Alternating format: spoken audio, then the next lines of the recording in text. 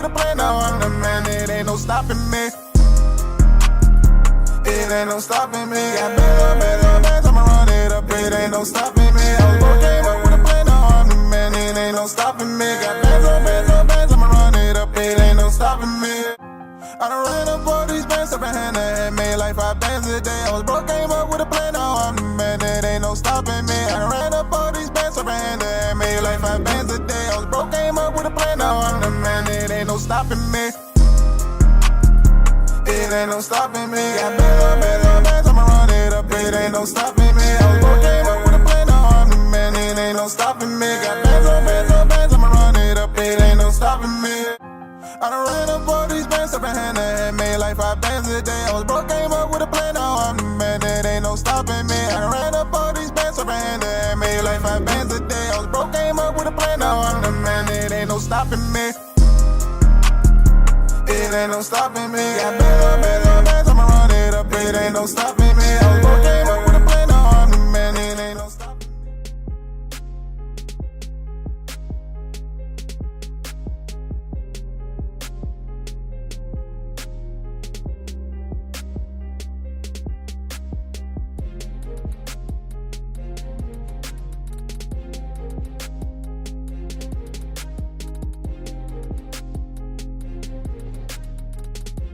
All right. Testing, 1, 2, testing. Yeah, we're here. We are here. As always, having some technical difficulties, but we're here. What's going on, guys? Hey, check this out. I appreciate the applause, but at the same time, today I'm not really in a happy mood. I'm not really in a cheerful, excited mood today. We got a lot of negativity. We got a lot of bad news to discuss today. You know, I'm a father now. I'm married. I'm a father. I got a young son. So when I hear news like this, the things we're going to talk about tonight, it really hits me different. When I was, a single, unmarried, childless individual just 3 months ago, stories like this, I was sad about it, but it didn't really affect me the same way. But now when I hear things like 6-year-old boys being abused by their babysitters, being tortured to death by their babysitters, that's something that weighs on my mind a little bit heavier these days. Now, right now we live in a society where post-feminism, we live in a society where both men and women have to work. The majority of families, whether they like it or not, cannot economically sustain themselves without 2 working parents. So I can't blame the mother for leaving her son with a babysitter who was not his father, leaving your child with somebody, with some man to watch your child while you're at work. I can't blame the mother for that, because right now we live in a society where that is an economic reality. But it's an unfortunate situation, it's an unfortunate reality where parents are being forced to hand off their kids in order to sustain themselves, in order to sustain their family. And that's a crazy thing. That's a crazy thing that we're dealing with. I'm going to break down some thoughts on that dynamic. But first, I want to give you all some background information as far as what I'm referring to, because maybe you haven't heard this story. So I'm going to play this clip. As always, I got some clips. I'm going to play this clip and come back with some thoughts. Y'all check this out. Tonight in Orange County after a 6-year-old boy has died, the result of a severe beating. Prosecutors say the child was tortured at the hands of his babysitter. The suspect, a 41-year-old Placentia Barber, is under arrest. The child had been left in his care while his mother went to work as a nurse's assistant. Sandra Mitchell is live in the KTLA News Center with a disturbing detail. Sandra.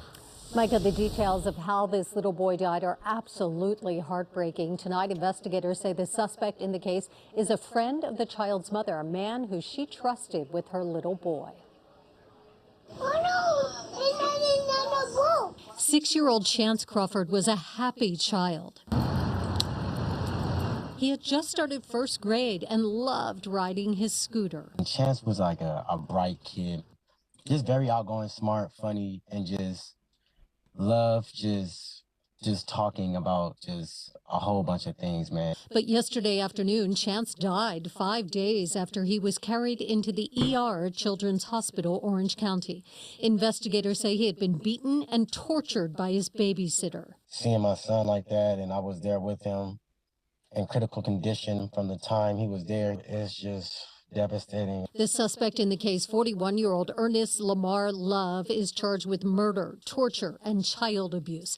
It is a horrific and heartbreaking case. Investigators say Love beat Chance with a piece of lumber after he accidentally wet his pants. And they believe the abuse happened inside Love's Placentia barbershop. The disciplines were violent. It was abuse, child abuse. He didn't even pass away like peacefully. He died a traumatic death. He was beaten to death, and it's not fair. Chance's injuries were consistent with severe abuse, including gaping wounds and extreme brain swelling. The accused killer has pleaded not guilty and is being held without bail. He's a monster. He's a monster.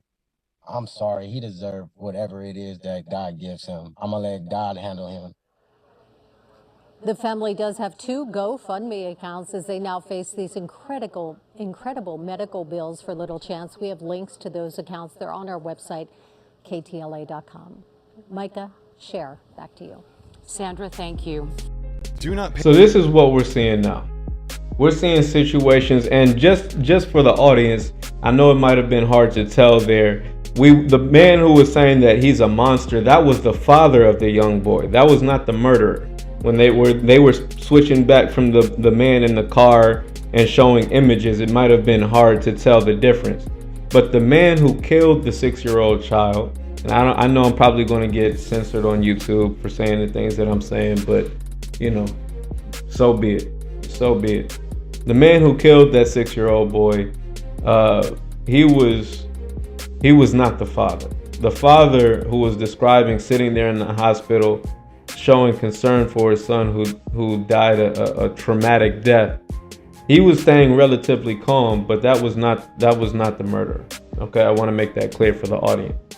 So the mother, just to be clear, give you some background information. The mother was a nurse.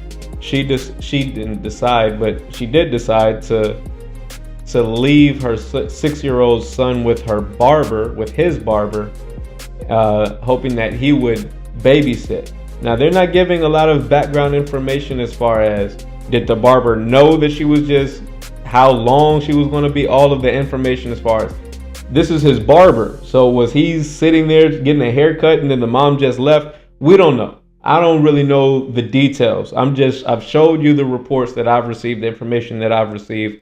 So this is an ongoing situation. Hopefully more details will be exposed. But in today's climate, this is so commonplace. Torture, abuse of children is so commonplace that this story will probably be swept under the rug. It probably will be overshadowed by other headlines, by news about Ukraine and Israel. So domestic issues like the fact that parents have to leave their kids with strangers who can, and in this situation have, tortured 6-year-old boys to death. This is a reality in America because of the economic situation we find ourselves in.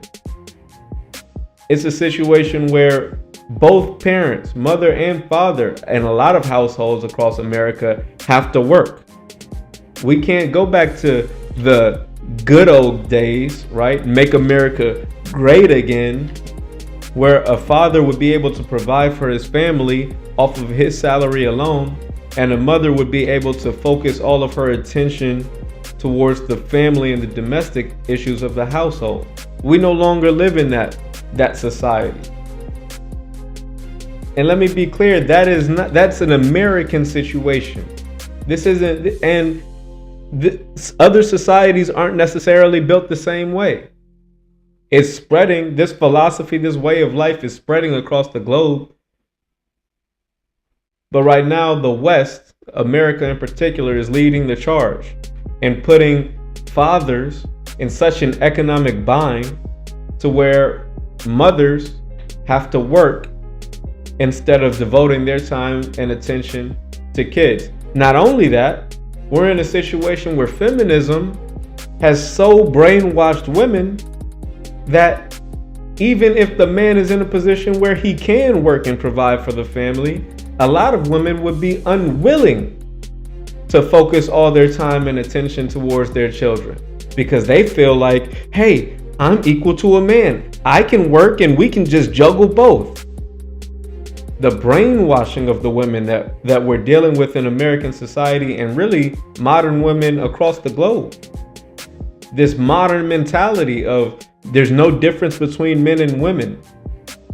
Even if a man is able to work and provide, a woman would argue with her man, with her husband, because she wants to work instead of having one man focus on ambition, getting work, productivity, bringing home an income, and the other party focusing on raising the kids with a sound mentality and a safe environment. See, that was a more reasonable and logical situation for families, for households, where one party would be able to bring home enough money to satisfy the entire household, and the other party, the mother, generally speaking, would be able to focus all her time, attention, and focus into providing a safe environment for the kids. We no longer live there. We no longer live in that society. Now we live in a society where both parents are working and we're farming out responsibility of our kids to third-party actors. That's the case. That's a fact. That's where we are in American society today. We live in a world where both parents, hey, I want a job. Even though you're making enough money, I want a job. I want to work. Okay. All right. So what are we going to do with our child? Oh, let's let some stranger watch our kid for a couple hours. Okay. And God forbid our child end up like Chance Crawford, RIP, getting tortured for what? For peeing? For wetting himself? He's 6. And this is an all too common situation. I started to bring up more, and of course I always have clips to show on this channel. I was going to bring up the clip where they had this Hispanic daycare workers putting the man's son in a dress, and he got there all offended. Hey, what? Don't put my son in a dress. What are you doing?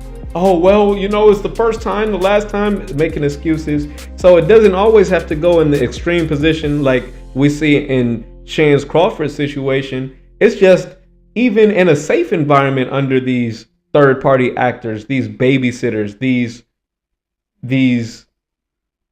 daycare workers, you still haven't. How well have you really vetted the ideology that they're going to be influencing your kid with? Instead of going back to making America great again, going back to the good old days, where we could have a man work and provide enough money for the whole household so that another parent, the mother generally speaking, would be able to focus and provide her ideology, or an ideology that is agreed upon by the parents, into the kid. No, those are the days of the past. Those are the days of the past. Now we live in a situation where, first and foremost, most families don't have a choice. If the mother's not working, then we won't be able to pay the rent. If the mother's not working, we won't be able to keep the lights on. We won't be able to keep food in the refrigerator. That's most families. That's most households. But then even when you start moving up, even when you start breaking into the middle class, then you still have to account for the folks who have this ideology that, oh yeah, my husband makes enough money, but I still want to work anyway. So even though I have the time and I have the ability, I have the luxury of focusing all my time and attention on our children, I'd rather go work for a corporation. I'd rather go work for some stranger who would fire me, who doesn't really care if my family is doing well or not. I'd rather go work for I'd rather go work for some strange man who, you know, just to get me out the house. Crazy. What? That's where we're living. And you think this situation that I'm describing with Chance Crawford is only has to do with daycare workers, where children aren't able to sort of decipher and distinguish the daycare workers and the babysitters who are imparting their indoctrination amongst our kids. No, it doesn't stop. Mind you, just days ago we had yet another school shooting down in Georgia, my home state. Y'all know I'm from Atlanta. So this one hit me home. This one hit me just as hard as the Chance Crawford situation. Hearing about school shootings, high school shootings down in Georgia. Let me play you some information to give you all the background on that. Because it doesn't stop. At what point we farm our kids out to these strangers from the time they're old enough to go to pre-K, or in a lot of situations before even that. And it doesn't stop. Only when they're young, we have to worry about the teachers. We have to worry about the babysitters. We have to worry about the daycare workers. But as they get older, not only do we have to worry about the teachers, now we got to worry about the other kids, the other students that might be going to school with our kids. We got to worry about the other students and the philosophies being taught to the other kids. Y'all check this out. An NBC News special report. Here's Lester Holt. Good day, everyone. We're coming on the air with breaking news about a deadly school shooting in Winder, Georgia. That's about an hour northeast of Atlanta. The early reports were that around 10:20 this morning, law enforcement were summoned to the school on word of an active shooting. What we can tell you right now is that 2 people are confirmed dead, at least 2 people, at least 4 people have been injured. We want to go right now to Morgan Chesky, who's been monitoring the scene there. Morgan, what more can you tell us? Yeah, Lester, that information is still preliminary, but it is confirmed as of this hour as a result of this school shooting that, as you say, was first reported around 10:23 local time at Appalachia High School. That is in the small community of Winder, Georgia, about 50 miles northeast of Atlanta.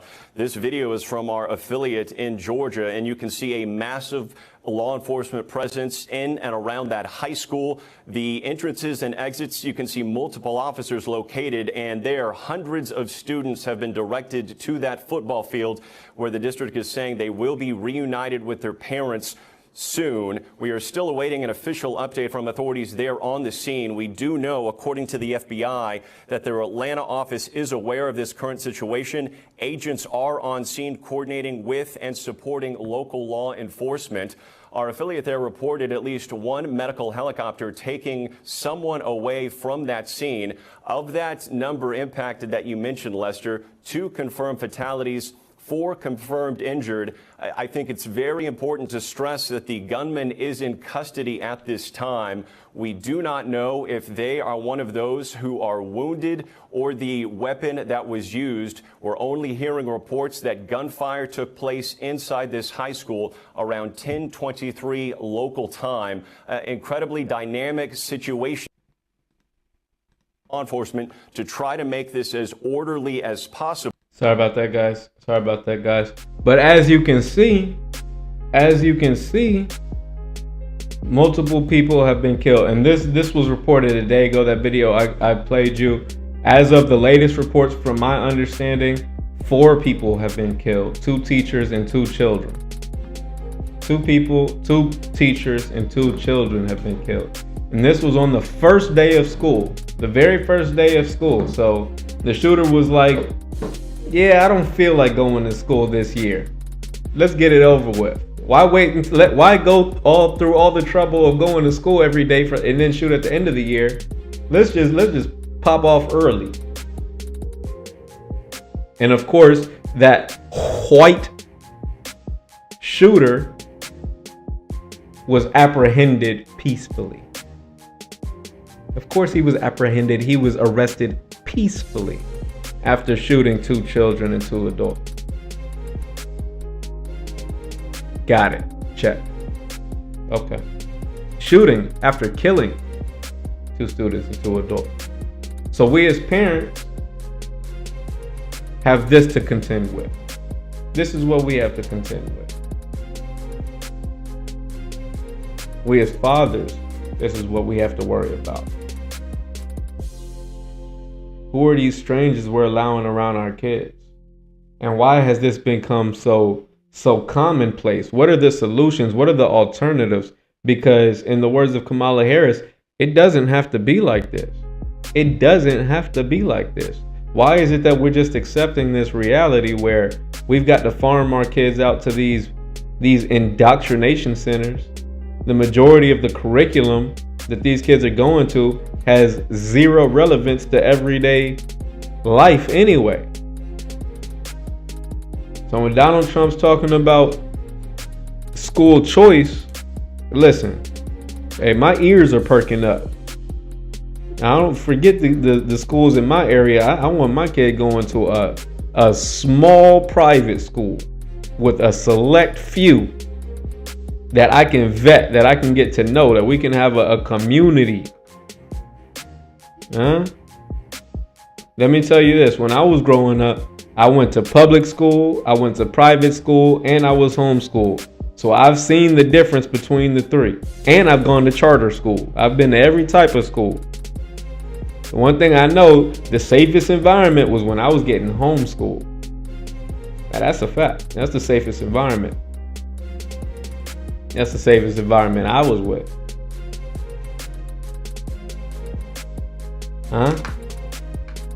But we don't want to have that conversation. Right. We're just going to accept the status quo. Situations where we...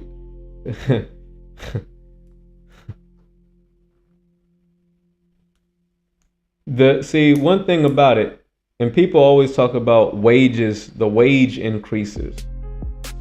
And one thing about it, the reason we cannot go back to the good old days, one reason, no matter how he tries, Donald Trump can never make America great again, it's because when they're talking about those good old days when a man's salary would be enough to provide for the whole household and a mother could stay at home and focus all her time and attention on the kids. At that time, the labor force was cut in half. See, that's the thing that nobody really ever talks about because it's uncomfortable reality. The labor force was cut in half when you had 80 to 90% of the women at home focusing on their kids. So of course the father's salary is going to be higher because the labor force is lower. It's supply and demand. They always talk about inflation, but they don't talk about the inflation caused by the doubling of the labor force. That's just something that, we just accept it. Nobody ever really addresses it. The labor force has doubled. So you can never make America great again. You can never go back to the good old days when a man could just work and support his whole family and the woman could focus on her household and raising responsible, responsive, competent children. We're never going back there. We're never going back there. You're never going back there. Get used to it. This is the new reality. But don't take my word for it. Kamala Harris has made a statement. She's telling us, hey, it doesn't have to be like this. She doesn't address what she wants to do. Let me play the clip to be fair to her. Let's see what Kamala Harris has to say in response to this situation, this school shooting down in Georgia. Let's see what Kamala Harris has to say. Before I begin, I do want to say a few words about this tragic shooting that took place this morning in Winder, Georgia. We're still gathering information about what happened, but we know that there were multiple fatalities and injuries. And, you know, our hearts are with all the students, the teachers, and their families, of course. And we are grateful to the first responders and the law enforcement that were on the scene. But this is just a senseless tragedy on top of so many senseless tragedies. And it's just outrageous that every day in our country, in the United States of America, that parents have to send their children to school worried about whether or not their child will come home alive. It's senseless. It is, we've got to stop it. And we have to end this epidemic of gun violence in our country once and for all. You know, it doesn't have to be this way. It doesn't have to be this way. Okay. So she's saying it doesn't have to be this way. We have to end the gun violence, but she doesn't give any specifics. I hope she's not talking about gun confiscation. Because see, I'm against school shootings, but at the same time, I am definitely pro Second Amendment. I don't trust this U.S. government as far as I can throw it. Oh, I've got multiple guns, multiple weapons, and I will not be giving them up. They will not be confiscated. The only way they will be confiscated is if I'm laying next to them. Cold. Understand me? Especially in the house. I'm standing in my house, in my castle, and the government says I gotta give up my Second Amendment. Okay. All right, come get them. So she's saying it doesn't have to be like this, but what solutions is she proposing here? What solution exactly are you suggesting we do about it? See, now, as far as high schools go, when I was a kid, when I was in high school, long time ago. When I was in high school, I went to high school in the hood, Minnesota Avenue. I went to a couple high schools, actually. Minnesota Avenue, Washington, D.C. We had metal detectors in our school. When I walk into that school, you got to walk through some metal detectors. We were sneaking knives in our shoes to keep ourselves safe. That's neither here nor there. That's a whole nother situation, a whole nother story in and of itself. But they had metal detectors, so people were stashing guns in the bushes. That's a whole nother story. That's a whole nother story. But that's where America's headed. See, they have this saying, when America catches a cold, the black community catches the flu. So what I'm saying, when I was in high school, walking through metal detectors to go through the school, seeing other kids stash Desert Eagles in the bushes and things of that nature, that was commonplace for the black community. That was commonplace for us in the hood, Minnesota, Southeast Washington, D.C. That wasn't commonplace when I transferred to Silver Spring, Maryland. See, Silver Spring, Maryland, they didn't have metal detectors in Silver Spring, Maryland, right? So at a young age, I could see the difference. Oh, okay, this is how the folks in the hood down in Southeast Washington, D.C., they're walking through metal detectors. Whereas Silver Spring, Maryland, the folks with the lighter complexion, oh, they're taking free lunch. They're leaving campus to go to McDonald's for lunch. Crazy. And if anyone from the DMV, shout out DMV, shout out DC, anyone from the DMV, y'all know how close DC is to Silver Spring. So I'm saying that for a reason. I'm giving you, I could go to examples from Atlanta, but I'm telling you some examples people can relate to, especially if you're in the DMV. Then you know what I'm talking about when I say Silver Spring, Maryland versus Southeast DC. Y'all know, anyone from the DMV, you know exactly what I mean. It's a 15-20 minute drive. 15-20 minute drive right around the track, right across the tracks. right? But a totally different reality. And that reality that we were facing in Southeast DC, oh, that's coming. That's moving to Silver Spring. You better believe it. That reality, that walking through metal detector stashing Desert Eagles in the bushes, that Southeast DC reality is moving to Silver Spring. It's moving to the other side of the tracks. And we see that reality in the form of this Georgia shooting. And we see our politicians have no response. There's nothing they can do about it. There's absolutely nothing they can do about it. They're not taking everyone's guns, whether Kamala Harris talks or not. They're not taking everyone's guns. They're just not. And as long as the mentality, as long as the social, societal norm is that these kids can just walk into schools and what? Shots fired. As long as that's a societal norm, a cultural norm, that's not something you can just legislate away. That's not something you can easily solve through legislation. It's just not, because the kids aren't worried about the deterrence of prison, obviously, and they're all being arrested. Have you noticed? Just like this kid down in Georgia, he was arrested.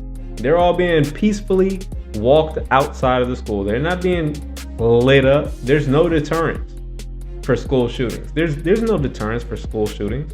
None whatsoever. In fact, a lot of the kids know that this is the only way they might end up famous. They see they're going to crash out. Well, shoot, let me crash out and be famous for it. That's the new norm in America. That's something we as parents got to deal with. And you thought Kamala Harris's response was bad. Check out what Donald Trump had to say.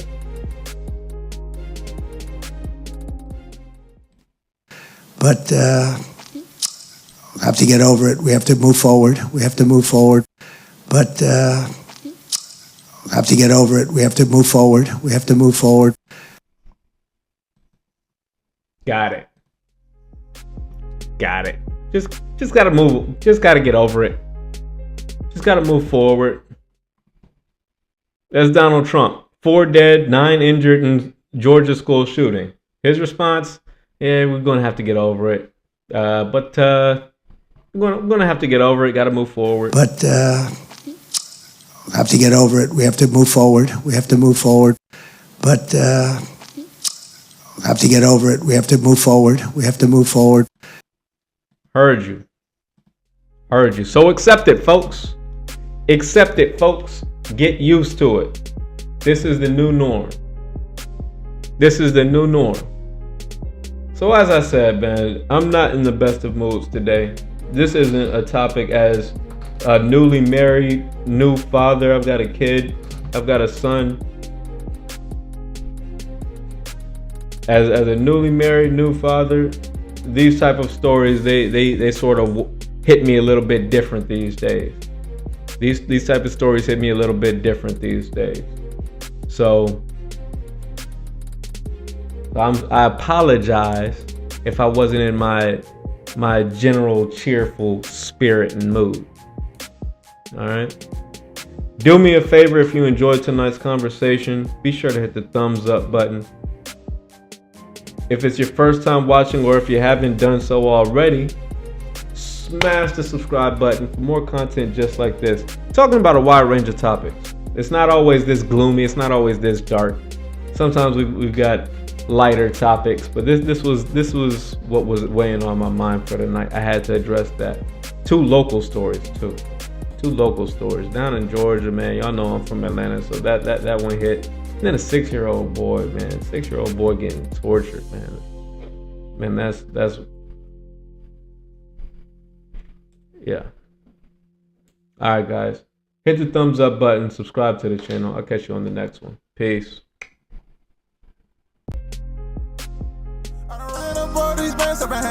Made like 5 bands a day. I was broke, came up with a plan. Now I'm the man. That ain't no stopping me. I ran up all these bands, so I made like 5 bands a day. I was broke, came up with a plan, now I'm the man. It ain't no stopping me. It ain't no stopping me. Got bands, I'ma run it up. It ain't no stopping me. I was broke, came up with a plan, now I'm the man. It ain't no stopping me. Got bands, I'ma run it up. It ain't no stopping me.